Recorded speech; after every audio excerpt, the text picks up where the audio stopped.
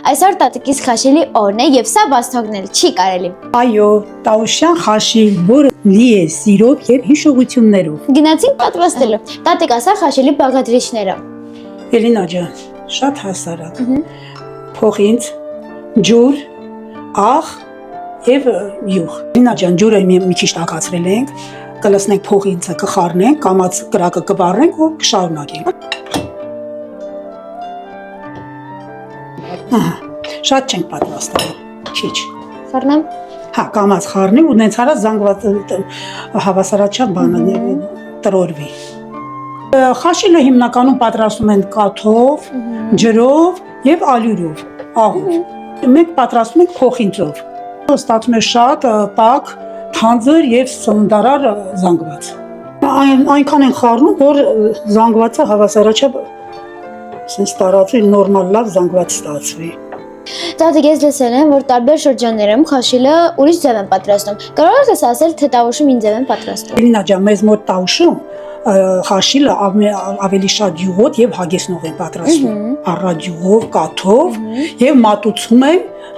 թթվասերով կամ պանիրով։ Գյուղական պայմաններով շատ ուշ տվող ճաշ է համարվում։ Ես մի քիչ լավ տրորեմ, գնդեր չլինեն, Էլինան չտվեց ինքը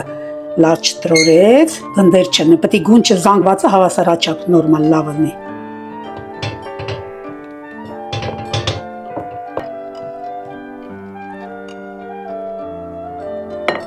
Էլինա, սպասի, հիմա կգա քո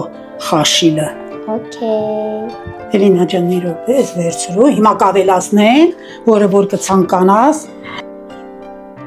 Ես բերել եմ յուղ եւ կաթ, որն է ցանկանում, որն է ցանկալի։ Մենակ Կաթ։ շատ քիչ կան։ Քան շատ լավ է։ Եթե ես սանեի, Էլինա ջան, ես այս տնական յուղը կավելացնեի, դրանով ուտեի։ Տատ շատ նման է խավիցի, շատ։ Փորձի, Էլինա։ Սենցանեմ ու ուտենք։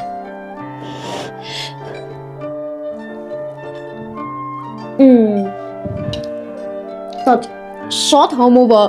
անկեղծ, շատ համով է։ Անկեղծ եմ ասում, համով է, հետաքրքիր է, ահա։ Իսկապես տավուշյան խաշիլը սեր է եւ ջերմություն մեկ ապսեում։ Ապրես տատ ջան, անպայման ուտեմ։ Ամուշ տեսին բալես։